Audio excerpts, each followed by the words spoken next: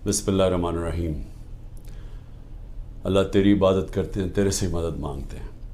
मेरे पाकिस्तानियों, अब तक 9 मई से अब तक 150 पेशियां कर चुका हूं मैं अदालतों में। 150 केसेस की पेशियां मैं भर चुका हूं अदालतों में। मेरे ऊपर 150 केसेस थे, 145 केसेस थे 9 मई से पहले। अब वो तकरीबन 165 पे पहुंच गए हैं, और वो जो नए केसेस हर रोज़ आ रहे हैं, तो ये बड़ी जल्दी मैं 200 केसेस पे पहुंच जाऊंगा। डबल सेंचुरी हो जाएगी मेरी। और सिर्फ घर से निकलता हूं, अदालतों में पेशी करके फिर घर वापस आता हूं। मैं ये आज आपके सामने ये चीज़ें क्यों रख रहा हूं? इसलिए नहीं कि मुझे ये कोई केसेस की वजह से मैं कोई कमज़ोर पड़ रहा हूँ या मैं कोई घबरा रहा हूँ। ये मैं तैयार हूँ हर चीज़ के लिए, कि जब भी मुझे पता था कि ये माफिया का मैं मुकाबला करूँगा। माफिया का मतलब ये कि ये वो लोग हैं, ये छोटा सा तबका है, ये मुल्क के वसाइल के ऊपर कंट्रोल करके बैठा हुआ है। ये आपस में मिले हुए हैं। इन्होंने, जब मेरी हुकूमत चल रही थी, तो इन्होंने पूरा प्रोपेगेंडा किया। मीडिया के हाउसेस के लोग इनके साथ मिले हुए थे। अब वो ज़रा दौर देख लें, क्योंकि अल्लाह अल हक है। वो तो अब इकोनॉमिक सर्वे, जो कि हर साल माइशत के ऊपर एक सर्वे पब्लिश होता है, इकोनॉमिक सर्वे ऑफ पाकिस्तान, उसके अंदर वाज़ेह लिखा हुआ है कि हमारा दौर किधर से शुरू हुआ, क्या हालात थे हमारे, सबसे बड़ा बैरूनी खसारा, उसके बाद कोरोना के 2 साल आ गए, सारी दुनिया में तबाही मची उसकी। उस सब में से निकल के, यानी आखिरी 2 साल में जो हमारी हुकूमत की परफॉर्मेंस थी, वो इस मुल्क की तारीख में 2-3 दफ़ा ही हुई है। और वो जब हुई है तो उस वक्त डॉलर्स आ रहे थे अमेरिका के, क्योंकि हम अमेरिका की मदद कर रहे थे। या वो यूब खान के दौर में सीटो सेंटो, या फिर ज़िया-उल हक के दौर में जो अफगान जहाद थी, और या फिर वॉर ऑन टेरर जो मुशर्रफ के दौर में थी। उसके अलावा सबसे बेहतरीन परफॉर्मेंस थी। और अब आज कल के मीडिया पे आ जाएं कि पूरी तरह मीडिया का मुंह बंद किया हुआ है। इमरान खान का नाम नहीं ले सकते, सिवाय कि उसके खिलाफ उसकी किरदार कुशी की कैंपेन हो। उसके अलावा इमरान खान का कोई पॉजिटिव नाम नहीं ले सकते। और वो सारे बड़े बड़े जो जहाद करने वाले थे आज़ादी राय में, वो सब चुप करके बैठे हुए हैं और इसका हिस्सा बने हुए हैं। तो मैं ये क्यों कह रहा हूँ आज कि ये जो मेरे ऊपर केसेस हैं और ये जो आगे जिस तरफ जा रहा है मुल्क, मैं इसलिए कह रहा हूँ कि इसी वजह से आज से 27 साल पहले मैंने अपनी इंसाफ की तहरीक शुरू की थी। क्योंकि मेरा टाइम सारी दुनिया में गुजरा था, मगरब में, बरतानिया में। मैं तो उनका सिस्टम समझ गया था। तो मैं तो बड़ी पहले इस नतीजे पे आ गया था कि जिस मुल्क में इंसाफ नहीं है, कानून की हुक्मरानी नहीं है, रूल ऑफ लॉ नहीं है, वो मुल्क तरक्की नहीं कर सकता, वहाँ खुशहाली नहीं है। मैं इस नतीजे पे पहुँच गया था, और इसलिए मैंने फिर 27 साल पहले अपनी तहरीक शुरू की इंसाफ की। और आज मैं सिर्फ आपके सामने ये बताना चाहता हूँ कि ये देख लें कि जब ताकतवर फैसला करता है इस मुल्क में, तो क्योंकि वो कानून के ऊपर है, वो हर किस्म का जुल्म कर सकता है कमज़ोर पे। अब ये सब कुछ हो रहा है कि कहीं इमरान खान घुटने टेक के हमारे पास आ जाए कि सर, जो आप कहते हैं मैं तैयार हूँ। बस इसके लिए हर किस्म का हरबा इस्तेमाल किया जा रहा है। हर किस्म का, मेरे पे भी नहीं, मेरे ख़ानदान के ऊपर, उनके अलावा जो तहरीक इंसाफ के अंदर लोग हैं जो खड़े हैं आज, उन सब के ऊपर अब ये गुजर रही है। उनके घरों के ऊपर। यानी मैं बार बार बता चुका हूँ, मैं कभी नहीं समझता था कि मैं अपने मुल्क में ये हालात देखूँगा कि चलें घर तोड़ दिया, बिजनेसेस बंद कर दी, रात के 3 बजे घर में घुसते हैं 30-40 पुलिस वाले, और अपने मुंह कवर करके घुसते हैं। ये भी ज़रा सोचें कि कई शलवार कमीज यानी आम कपड़ों में आते हैं, पुलिस की वर्दियों में नहीं आते, लेकिन क्लैशनिकोव्स पकड़ के आम घरों में आ जाते हैं। वहाँ बच्चे होते हैं, वो कई बच्चों के ऊपर क्या गुजरती है वो जब देखते हैं। आज़म स्वाति के पोतियों के सामने, उसको बीवी के सामने اندر گھس کے رات کے 3 بجے اس کو مارا. سب کے سامنے دیکھ رہے ہیں اس کو مارتے ہوئے ایک 75 سال کے آدمی کو. اور صرف اس کی غلطی تھی کہ طاقتور بادشاہ سلامت کے اوپر ایک ٹویٹ کر دی کہ باجوہ صاحب شکریہ آپ نے NRO 2 دیا ان چوروں کو. اس کے اوپر سب کو پتہ ہے کہ 9 میں پکڑ کے مجھے انہوں نے جیل میں بند کر دیا. میں تو 3-4 دن مجھے پتہ ہی نہیں کیا ہو رہا تھا, کیونکہ مجھے نظر بند تھا. مجھے تو کوئی ٹی وی نہ خبریں نہ موبائل فون. وہ جب میں سپریم کورٹ میں پہنچا تو اس سے پہلے مجھے وکیلوں نے تھوڑا سا بتایا اور پھر چیف جسٹس صاحب نے بتایا. وہ پہلی دفعہ مجھے پتہ چلا کہ ہوا کیا ہے.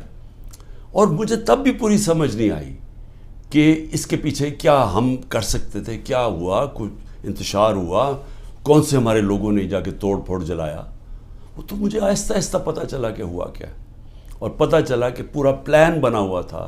یہ پلان کے تحت فالس فلیگ آپریشن, یعنی پہلے وہ اس طرح مجھے اٹھایا اور اس کے بعد پھر پہلے پتہ تھا کہ ریاکشن آنا, اور اس سے یہ جو جلانا گھرانا اور یہ کیا, اور اس کی آڑ کے اندر سارے لوگوں کے اوپر بند کر دیا اور میرے اوپر کیسز کر دیے. میں جب جیل میں ہوں تب میرے اوپر کیسز کرنے شروع کر دیے کہ جی میرے کہنے پہ ہوا سب کچھ. ایک سٹیٹمنٹ نہیں ہے 27 سال میں مجھے ایک سٹیٹمنٹ بتایا کہ میں نے کبھی کسی کو کہا ہو کہ آپ توڑ پھوڑ کریں. ہمیشہ میں نے کہا قانون کے بیچ میں رہے. ہر جگہ میں نے قانون کی پابندی کی ہے. جب مجھے لگا انتشار ہوا میں نے اپنی پارٹی کو پیچھے ہٹایا. جب ہماری پارٹی کراچی میں بننے لگی مجھے لوگوں نے کہا جی کہ جب تک ملیٹنٹ آپ کا ونگ نہیں ہوگا آپ MQM کے سامنے کھڑے نہیں ہو سکتے, کوئی آپ کی پارٹی نہیں جوائن کرے گا, کیونکہ MQM سے تحفظ چاہیے تھا. میں نے کہا ہم پارٹی نہیں بنائیں گے لیکن ہم نے ملیٹنٹ ونگ نہیں بنانا. ہمیشہ یہ 27 سال سے میری ہمیشہ یہ فلسفی تھی کہ ہم نے پرامن اور آئین کے بیچ میں رہنا ہے. میری آج اب تک کرکٹ کے اندر دیکھ لیں, جب میں کیپٹن تھا ساری دنیا ریسپیکٹ کرتی تھی کہ عمران خان وہ ہے جو نیوٹرل امپائر لے کے آیا. یعنی وہ آدمی پہلا کیپٹن تھا کرکٹ ہسٹری میں جس نے کہا کہ ہم اگر جیتیں گے تو ایمانداری سے جیتیں گے. اس سے پہلے ذرا دور دیکھ لیں کہ جب پاکستان جیتا تھا کہتے جی امپائروں کی وجہ سے جیت گیا, چیٹنگ کر کے جیتا ہے. میرا دور دیکھ لیں, آج تک کبھی جب ہمارے اپنے بھی امپائر تھے کبھی کسی نے نہیں کہا کہ ہندوستان کو ہرایا انہوں نے کہا ہم فیئر اینڈ اسکوئر. آسٹریلیا کو ہرایا انہوں نے کہا کہ ہمیں صاف اور شفاف طریقے سے ہم ہارے ہیں, یعنی چیٹنگ نہیں ہوئی. کبھی کسی نے یہ نہیں پوچھا کہ جو انگلینڈ کے اندر جو NCA کی ڈیل تھی ملک ریاض کی, جو 190 ملین پاؤنڈ آیا تھا یہاں ملک ریاض کا, کسی نے نہیں پوچھا کہ اس کے اندر سے 18 ارب تو اس نے دیا تھا حسن نواز کو اس کا گھر خریدنے کے لیے. 18 ارب روپے کا گھر خریدا ہے 1 ہائیڈ پارک لندن کے اندر. پوچھا کسی نے کہ اس کے پاس پیسہ کدھر سے آیا؟ کبھی کسی نے پوچھا ہے کہ یہ جو ان کے 4 مہنگے مے فیئر میں اپارٹمنٹ ہیں جس کا انکشاف پینما کے جو دنیا میں انکشاف ہوا تھا, انٹرنیشنل انکشاف پینما کا, کبھی پوچھا ہے آج تک ان کے پاس پیسہ کدھر سے آیا؟ کبھی کہتے جی قطری خط دے دیا کہ جی وہ قطری کے شہزادے کے باپ نے اور ان کے میاں نواز شریف کے باپ نے کوئی فیصلہ کیا تو دونوں مار گئے, تو پتہ ہی نہیں کہ پیسہ کدھر سے آیا. پھر کبھی وہ کلیبری فونٹ آ گئی کہ ایک فراڈ کانٹریکٹ دکھا دیا, وہ اس فونٹ کے اندر لکھا ہوا جو اس وقت ایجاد ہی نہیں ہوئی تھی, وہ اس سے اگلے سال آئی تھی. وہ جھوٹ پکڑا گیا مریم نواز کا, وہ کوئی اس کے اوپر کیس نہیں ہے. کبھی کسی نے یہ نہیں پوچھا کہ وہ جو چودھری شوگر مل کا 80 کروڑ روپیہ دکھایا تھا کہ جی کسی دبئی کے بزنس مین نے بھیجا ہے, وہ دبئی کے بزنس مین نے نیب کے اندر لکھ کے دیا کہ میں نے پیسہ نہیں بھجوایا. تو یہ سارا منی لانڈرنگ کوئی انہوں پوچھتا نہیں ہے. توشہ خانہ میں ذرا پہلے یہ تو پوچھیں کہ آصف زرداری نے 3 گاڑیاں لی توشہ خانہ سے, نواز شریف نے 1, مریم نواز نے 1, جو کہ توشہ خانہ میں نے ڈکلیئر کی. گاڑی لینا غیر قانونی چیز ہے, گاڑی نہیں نکال سکتے آپ, کوئی پوچھ نہیں رہا ان کو. آصف زرداری کے اوپر وہ جو فیک اکاؤنٹ کیسز تھے, اربوں روپے کا پیسہ جو شروع کیا تھا طریقہ نواز شریف نے حدیبہ پیپر مل میں کہ یہاں سے چوری کر کے پیسہ ہنڈی والی سے باہر بھیجو, ادھر سے ریمیٹنسز دکھا کے پاکستان لے آؤ, وہی پیسہ بلیک کا پیسہ وائٹ کر لو. خود ہی قانون بنایا کہ جو باہر سے ریمیٹنس ہے کوئی سوال نہیں پوچھ سکتا. وہ حدیبہ پیپر مل کے جو کیس تھا اس کے اوپر BBC کی ڈاکیومنٹری بنی. اسحاق ڈار نے 164 کا بیان لکھوایا کہ کیسے وہ پیسے ان کے منی لانڈرنگ کر کے بھیجتا تھا. وہ قاضی فیملی جو لنڈن میں بیٹھی ہوئی تھی, اس کا پورا بیان ہے.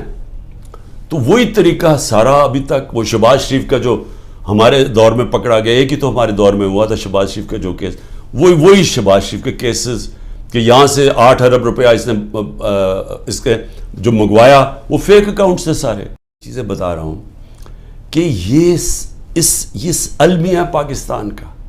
کیوں وہ بیچارے جو کشتی میں جن لوگوں سے پوچھیں رشتہ داروں سے, جو گریس میں یہ کشتی میں ہمارے کوئی 300 پاکستانی بیچارے ڈوبے ہیں, ان سب نے کیا کہا کہ ہمیں کوئی امید ہی نہیں نظر آ رہی, پاکستان میں ہمارا کوئی چانس ہی نہیں اپنے آپ کو اوپر لے جانے کا. یعنی وہ لوگ اس ملک سے امید چھوڑ کے بیچارے یہ نکل رہے ہیں, پیسے دیتے ہیں, قرضے اکٹھے کر کے نکلتے ہیں یہاں سے.